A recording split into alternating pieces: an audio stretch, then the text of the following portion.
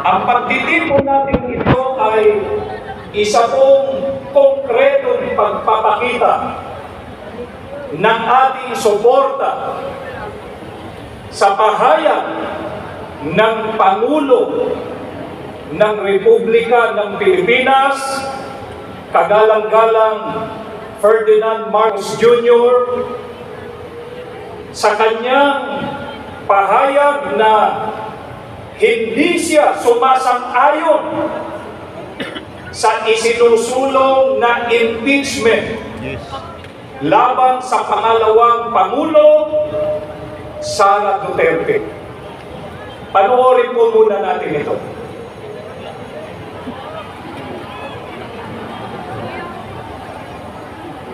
This is not important. This does not make any difference to even one single Filipino life. So why waste time with it? What will happen to if somebody files an impeachment? It will tie down the House, it will tie down the Senate, it will just take up all that, and for what? For nothing. For nothing.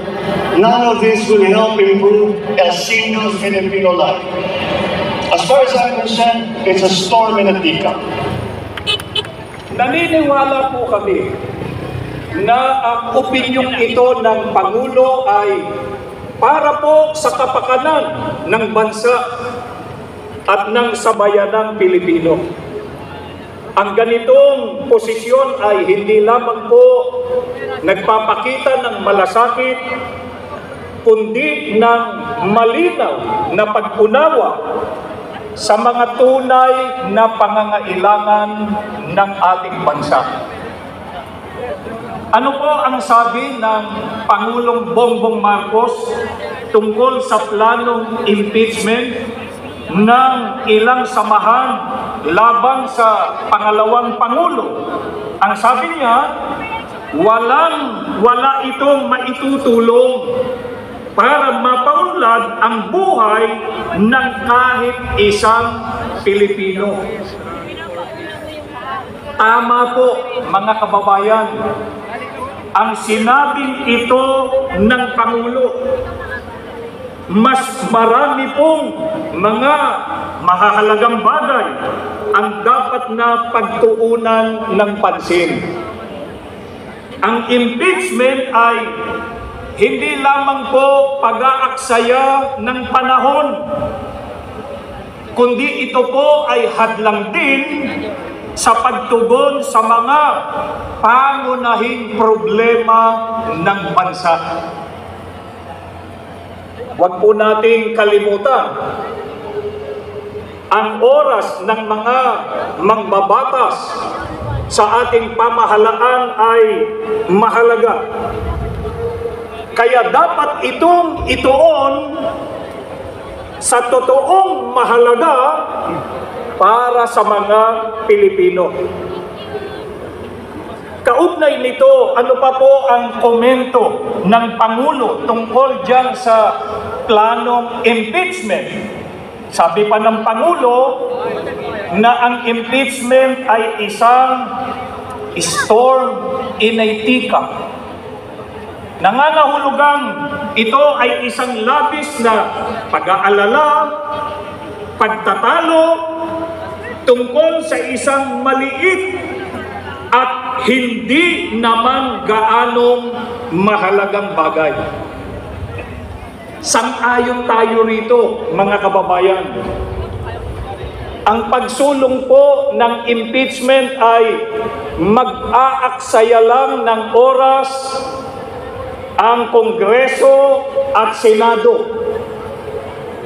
Sa halip na gamitin ang kanilang mahalagang oras para sa mga makabuluhang usapin tulad ng edukasyon, infrastruktura at serbisyong pangkalusugan, ang mga mambabatas ay magtutuon ng isang bagay na hindi naman totoong makatutulong sa buhay ng karaniwang Pilipino. Kaya sa halip na mag-aksaya ng panahon, sa mga isyung magdudulot lamang ng mga pagtatalo, mga hidwaan, at ng mga bangayan ng mga nasa pamahalaan at ng mga mamamayan, hindi po ba dapat dapat na ituon ng ating mga pinuno ang kanilang pansin sa mga suliraning kailangang tugunan agad? Mga kababayan, hindi po ba totoo na kapag itinuloy ang impeachment ay magtatalo-talo hindi lamang yung mga mamamayan, kundi maging sila mismo na mga government officials. Hindi po ito gusto. Ito po ay ayaw ng maraming Pilipino. At ito rin ang ayaw ng mga kaanib sa Iglesia ni Cristo.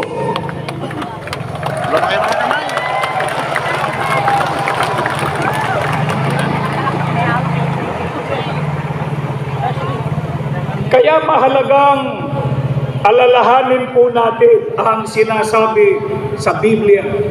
Guys, nandito pala sa Filipos 2:3 hanggang 4, sa magandang balita Biblia, na ang sabi, huwag kayong gumawa ng anuman dahil sa pansariling layunin o pagyayabang, sa halip bilang tanda ng pagpapakumbaba, ituring ninyong higit ang iba kaysa inyong mga sarili. Pagmalasakitan ninyo ang kapakanan ng iba at hindi lamang ang inyong sarili. Ang mga talatang ito ay isang paalaala sa lahat, sa ating lahat, lalo na po sa mga nasa posisyon ng kapangyarihan. Ang kanilang tungkulin ay maglingkod para sa kapakanan ng mga mamamayan, hindi po para sa sariling o pansariling interes. At lalo na hindi po para maghasik ng pagkakampi-kampi dahil lang ang hangarin ay humawak ng kapangyarihan.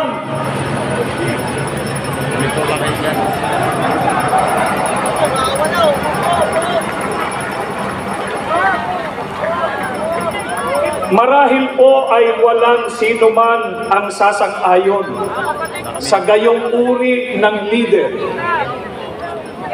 Ang pamamaraan kasi nila ay divide and conquer. Mag-uudyok sila ng mga pag-aaway-away para magawa po nila na agawin ang kapangyarihan at sila ang mapwesto sa poder. Tama!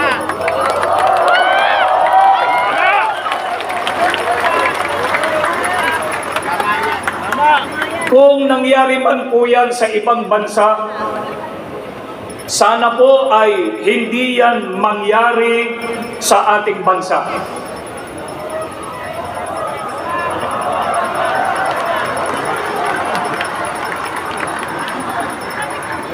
Kaya tayo ay nagkakaisa ng pananawagan sa mga namumuno sa pamahalaan na huwag sana nilang payagang mangyari ang gayon sa atin.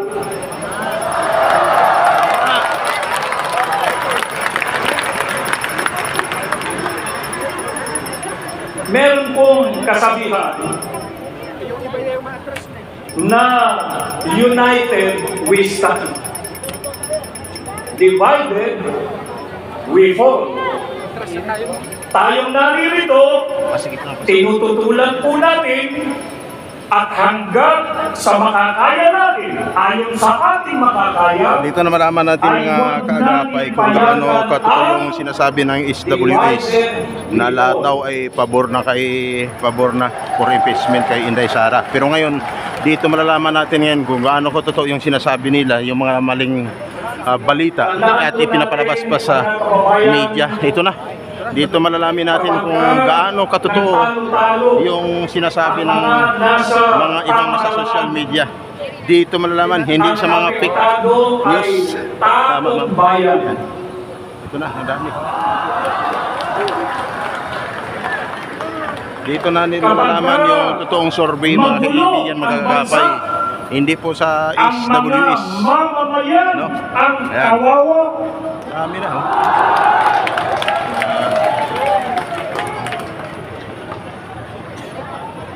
Dahil po dito, pansinin nyo, mga kapatid, mga kaibigan at mga kababayan, Masikip eh. yung hawak natin mga placards, basahin natin isa-isa yung nakasulat yan. Tignan po ninyo. Ito Ang nakalagay, aming kahilingan, kapayapaan ng bayan.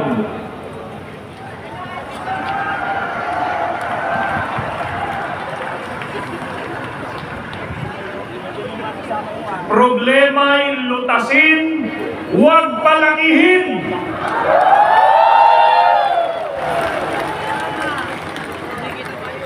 Serbisyo, huwag sariling benepisyo.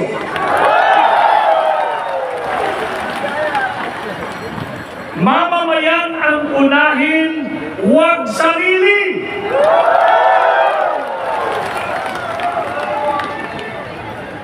Aming kahilingan, kaunlaran ng bayan.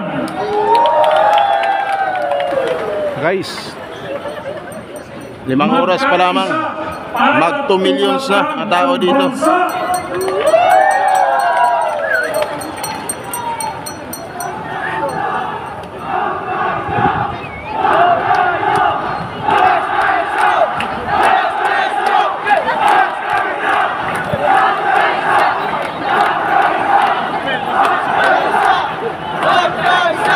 Ito pa, may nakalagay pa sa atin, yung sinisigaw natin na yan. Magkaisa, huwag mang-isa.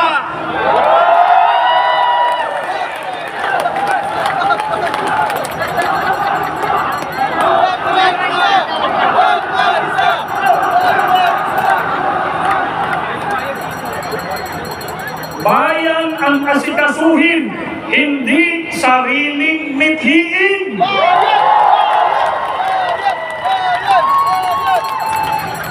Unahin ang bayan, huwag bangayan.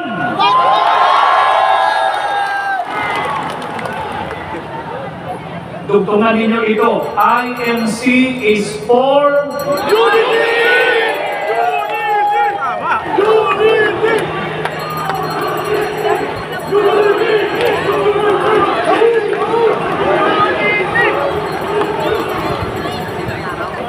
Kaya kailangan natin peace in the Philippines.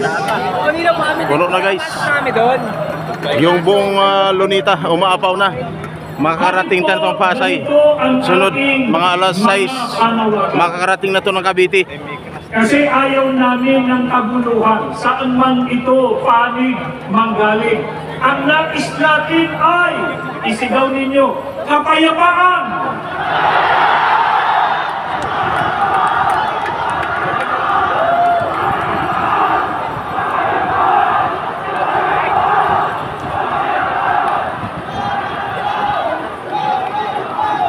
At kung may naging awayan, hindi po ba ang tama ay pagsikapang malunasan ito at magkasundo-sundo alang-alang sa bayan?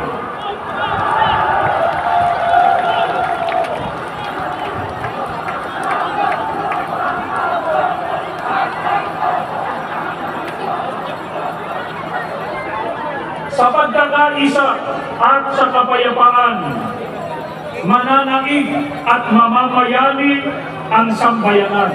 Kaya sana maging mabuting halimbawa ang ating mga namumuno sa pamahalaan.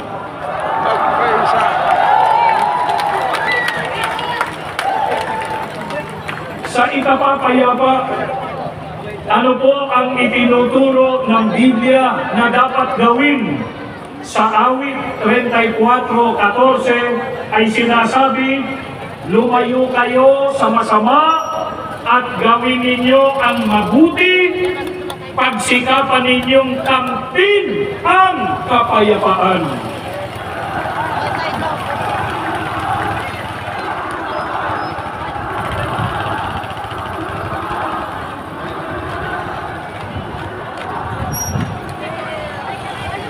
Ito po ang itinuturo ng ating Panginoon Diyos. Ito po ang dapat nating gawin para kamtan ang kapayapaan, lumayo sa masama, at gawin ang mabuti.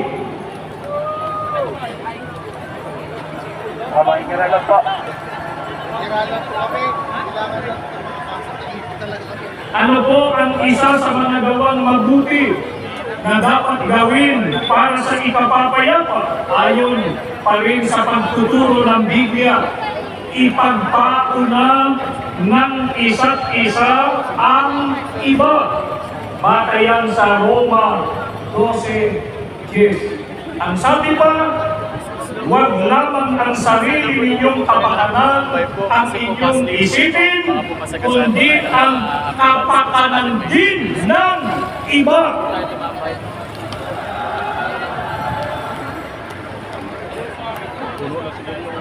Yan ay nakabatay sa unang Korinto sa 10:24.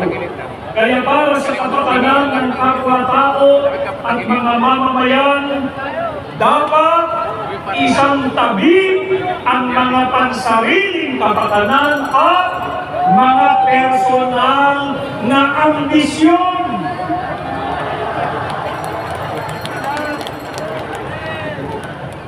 Alang-alang sa mahal nating bansa, dapat magkaisa.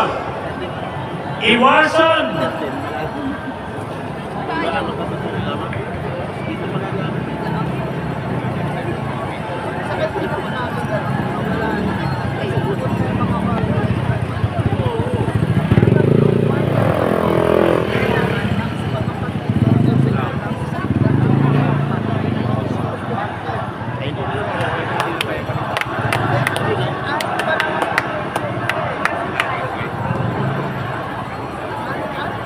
alang-alang po sa mahal nating bansa, dapat magkaisa at iwasan ang pagkakabahabahagi at kaguluhan. Bakit po dapat iwasan ng mga leader ng bansa ang pagkakabahabahagi at kaguluhan? Kapag nagkakabahabahagi tayo, ay hindi po maisusulong ang kapayapaan.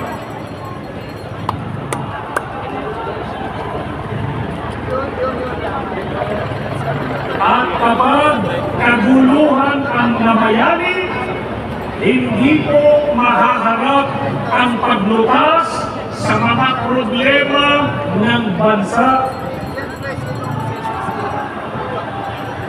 Katulad ng pagtaas ng presyo ng bilihin, seguridad ng mga mamamayan sa mga tumitinding kalamidad, kakulangan sa hanap buhay, kriminalidad, insurgency, at marami pang iba.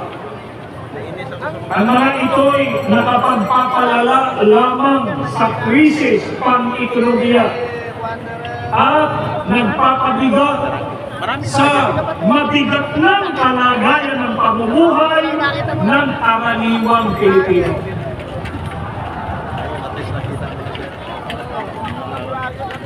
Ito po ang hinihiling natin sa mga namumuno sa pamahalaan.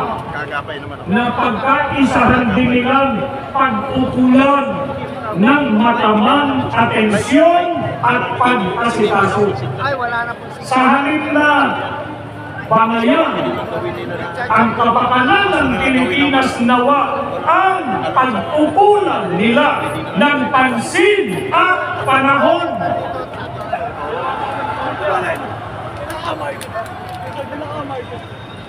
Kaya kahit matapos na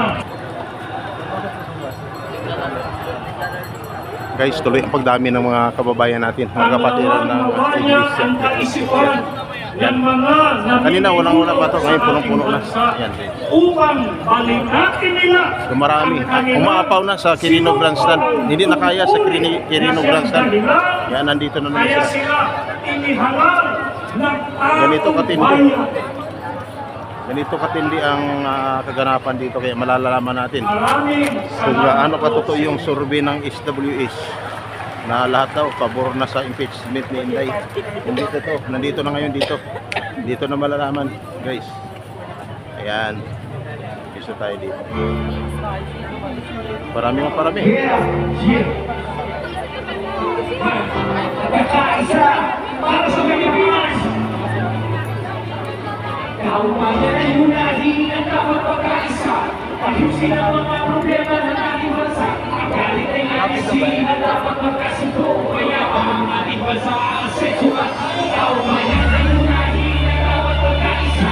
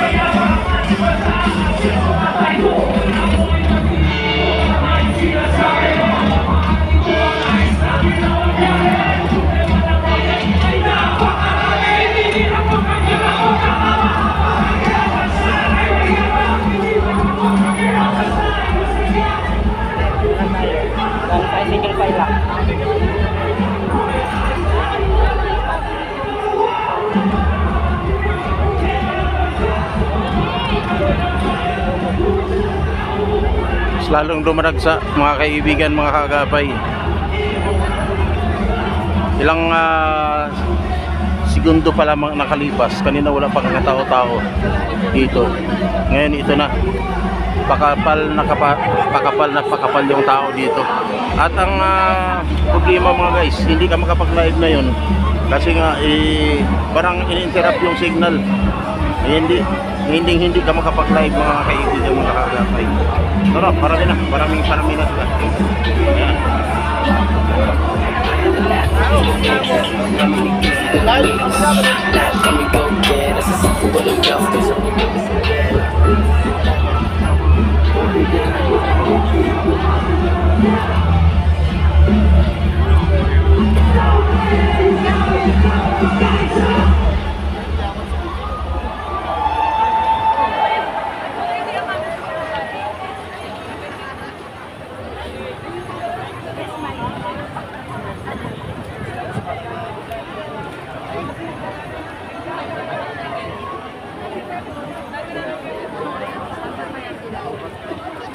Magandang hapon sa inyo lahat.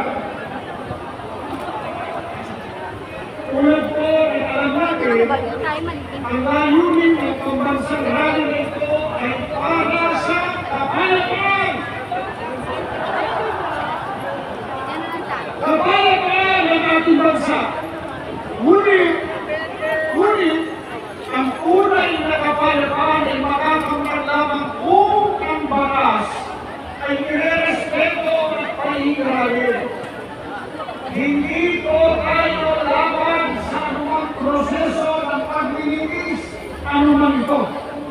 Kailanman at ito na aayon sumusunod sa batas. Kaya, upang magbigay hinaw ukol sa diwa at kahalagahan ng pagpapatiran at pagsunod sa rule law na sa kung sandigan na kapayapaan tungo sa ikalulukas ng maraming problemang kinakaharap ng ating bansa, ating po pakinggan ang isa po nating kapatid na abogado. Narito po si kapatid na Rodante Mancoleta.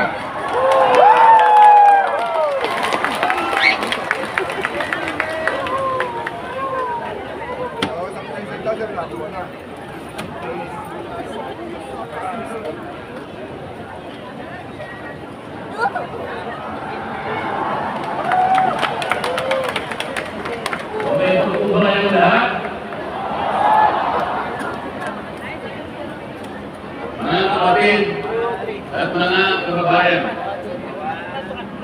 malinaw po natin narinig sa pagpungat ng pananalita ng kapatid Edwin Sabana ang pinakalayunin ng manakit ng pagkilos na ating sama-samang isinasagawa sa araw nito.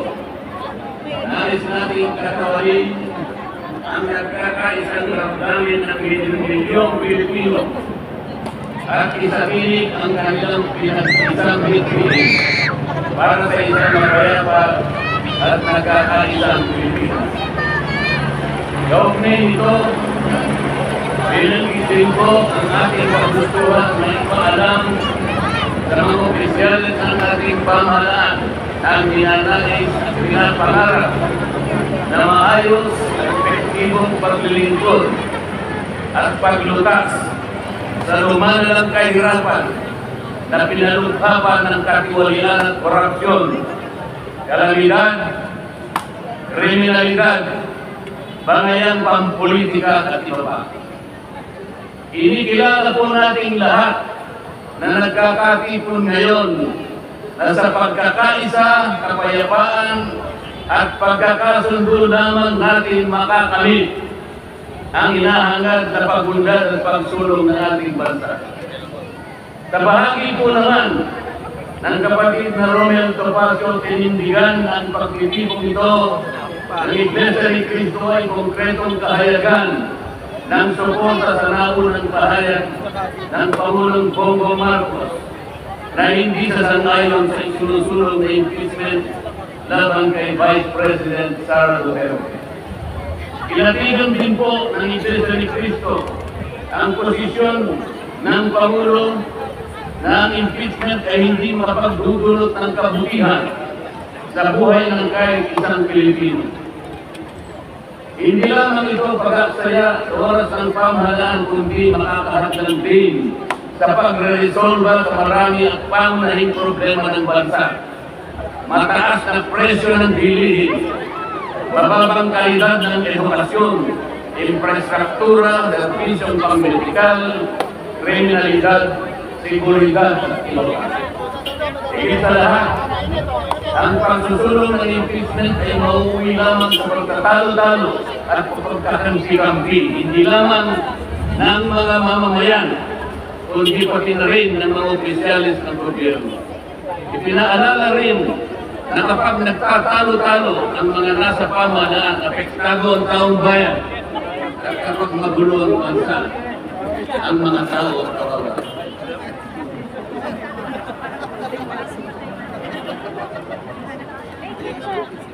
Lagyan po natin ng konteksto ang dalawang pagpapahayag na unang kumanggan mabigyan ng diin ang kahalagahan ng pagkakasundo at kapayapaan sa ikalulutas ng panganib nadulot ng kahirapan dahil sa lulubang katiwalian, korupsyon, kalamidad at lalo lamang na pagbibigyan ng panitiwan ng hilig. Ang sekretary, hindi na pagkakaroon sa property 76%. Parang pagkakaroon and Luzon at 55%. Guys, ang nagsasalita ngayon si Congressman Marcolita. Ngayon, papasok tayo dito sa loob ng Lunita. Titingnan natin guys kung marami dito mga kababayan ay dito na iglesia ni Cristo. Kasi dito pa lamang ito sa Kalaw, pulong-puno na. Kalaw pa lang to, baka mamaya hanggang Pasay na to. Dito tayo, papasok. Dami oh. Gusto ko po mag-ibig sa inyo. Kailangan malaman ninyo na sa taong ito ang ating national budget ay nagkakahalaga ng 6.3 trillion pesos. Ito po ang ating national spending. Ibig sabihin, ito pong halagang ito ang gagamitin dapat ng pamahalaan upang kukumulin ang lahat ng pangangailangan, pangkabuhayan, panglipunan, pangkalusugan, pang-edukasyon, pang-seguridad, lahat ng kakailanganin alang-alang sa kapakanan ng bawat isang Pilipino. 6.3 trillion pesos. Ngunit, ang tinatayang magiging income lang ng ating bansa ay kulang pa sa 5 trillion pesos. Ang ibig kong sabihin, meron tayong deficit. Meron tayong kakulangan na 1.5 trillion pesos. Ito po ang ating ipangungutang sa taong ito. 1.5 trillion pesos. Ibig sabihin po, bawat araw tayo gagastan ng 17.6 billion pesos. Yun po yung ating araw-araw. Ngunit ang ating kinikita ng bansa ay 13.4 billion pesos na. Sa Makati, ang uutangin natin araw-araw ay 4.2 billion pesos. Katumbas ng 175 million pesos bawat oras. Napakabigat po na hinaharap na hamon at problema ng ating bansa. Hindi po biro-biro. Ito po'y pananagutan po ng ating mga opisyal. Hindi po pwedeng talimuran ito. Ganito na po kalala ang problema ng mga ekonomiya ng ating bansa. Ngunit, Mapaw na sa Quirino Grandstand mga guys. Lumabas na from Quirino Grandstand, lumipat na sa Abelio mga gwapo.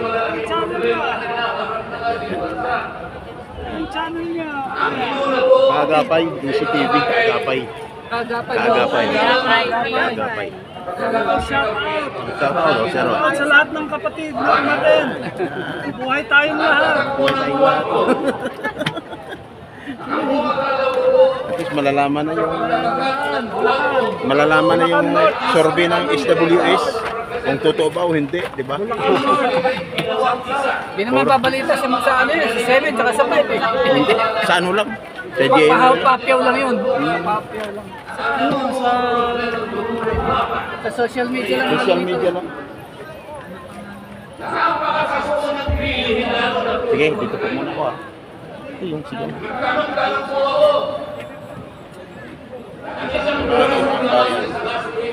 Ang mga yan. Magkakaisa, wag man isa. Nga na no? Sige sir, dito muna ako sir.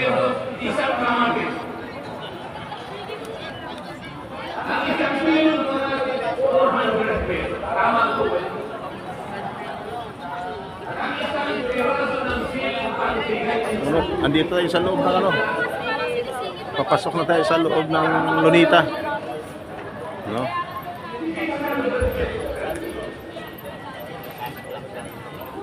May tao dito.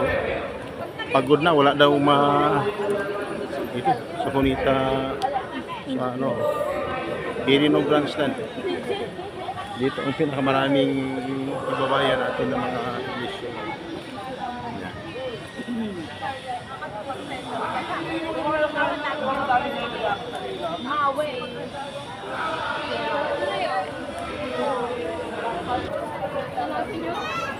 Guys, nandito na ako sa may Quirino Grandstand.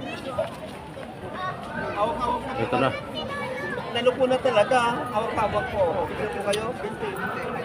Brother.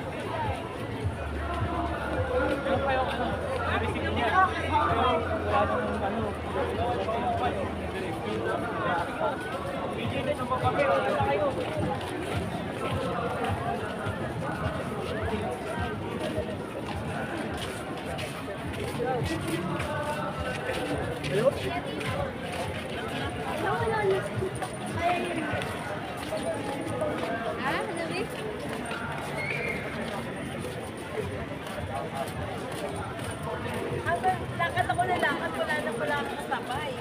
Asan na nanay mo?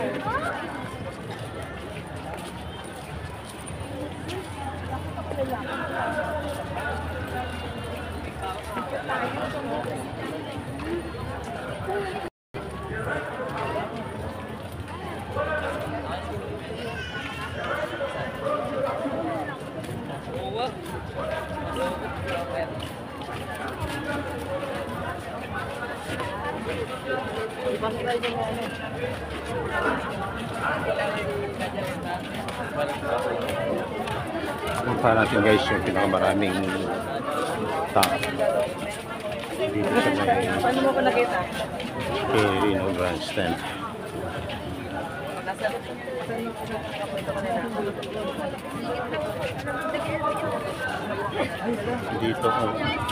Dito ang pinakamarami guys.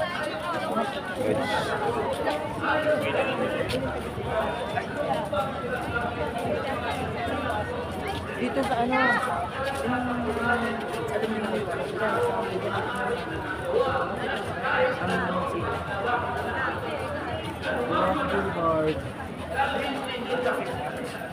Wala po yung siguro. Wala, durog na yun.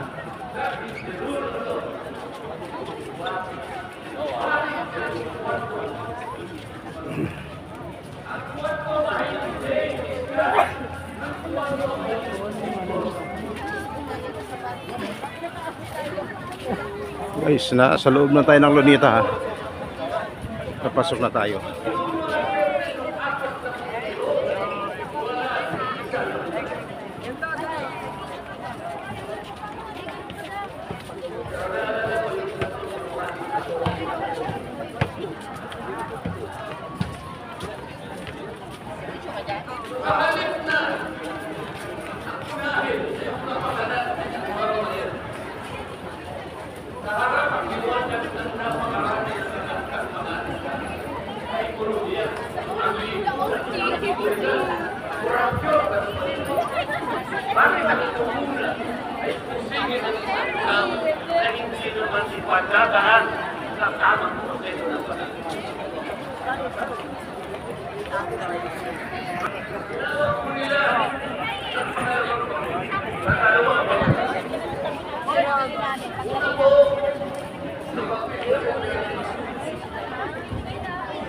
Yung bago pa lang. Wala na nga.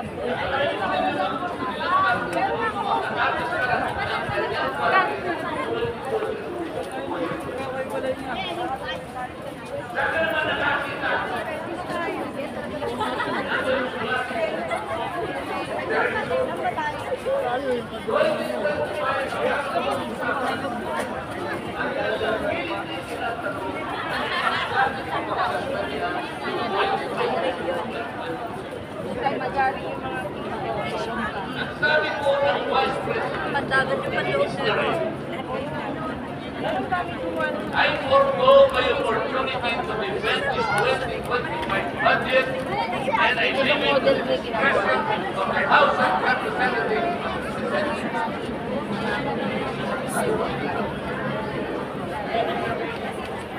Ayoko na bahala na lang.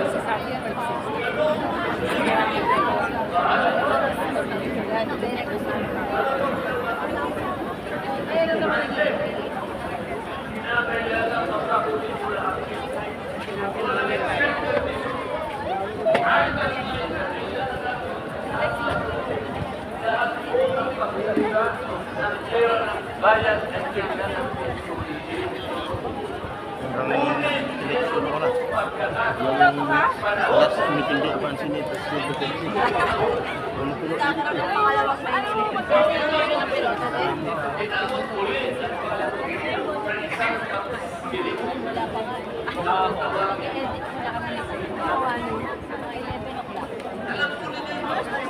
Para magkaroon ng katwiran na masakpi na ang Vice President.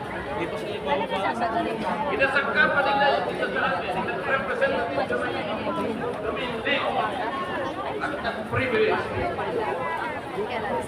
Yung subject matter po na nag-privilege ay kaugnay po ng budget. Kaya ka na bumili dun sa bahay.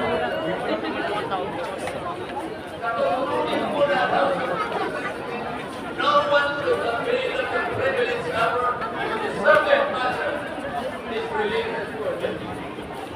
Nando na po yung bill. Nilagsalita pa po na nila. Ang banggitin ko po ito. I-raise ko po. Inigal ninyo. Kapag hindi tayo sumunod sa ating tuntunin, sinong maniniwala sa atin na tayo may karapatan gumawa ng batas para sa ikabubuti na natin? Kati ako, no? Kati ba yun? Kati ano?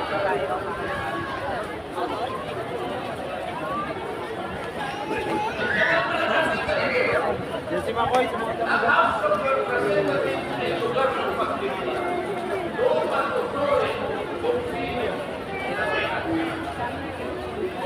Hindi magsasalita niyo. Nagpagkakapit.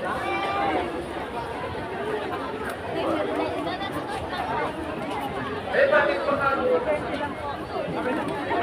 Dahil lamang isang manifestation lang sa amin. Ginawa na naman ninyo isang voto proprio action. Yung voto proprio po ay ibig sabihin na kanyang sarili ay pwede mag-ibag sa sarili. Pero ginamit nila yung manifestation ng isa sa amin. Hindi pa pa yan. Hindi po dapat pero i-raise ko po yan. Ayaw na huli lang. Samantalang ako po, I delivered the full privilege speech. Pwede na pinag-uusapan. Ang nag-raise ko po ay yung katimulian involving all the 3 billion covering 3 annual audits. Kahit the full privilege. Samantalang i-deliver po the privilege. Dali-daling ibinigay agad sa bukid. Kahit nahilitan. Kahit alam nila. Joy! Joy! Ay! Ay, si Kanuin din! Mr. Chair, bakit tayo po ang confidence ng money? Bakit tayo? Hindi po ba ang natuhan ng ating na tanging de authority otoridad at kapangyarihan mag-audit at mag-examine ng lahat ng report at papeles ng pagkakagasta ng ating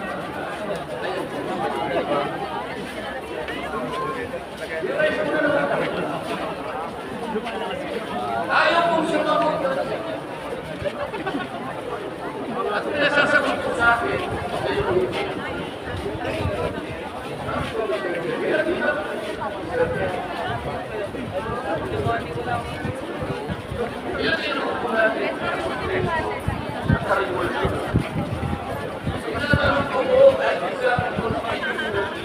bakit ang pagkakasagot ko ay hindi man lang ang ulat? Huwag mo naman akong ipunin.